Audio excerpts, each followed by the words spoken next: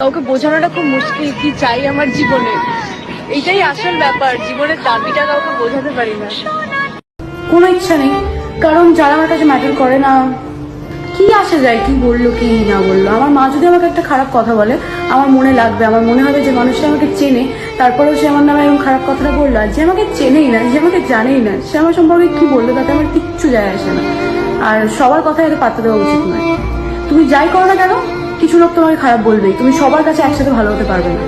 So আমি এভাবেই নিজেকে মোটিভেট করি, আর আমার মনে হয় তোমাদেরও এটাই করা উচিত।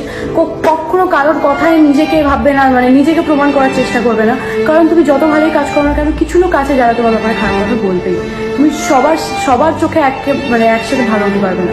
যা থাকার সে থেকে যাবে, আর যা না থাকার সে ছোট্ট ছোট্ট বিষয় ইস্যু করে চলে যাবে।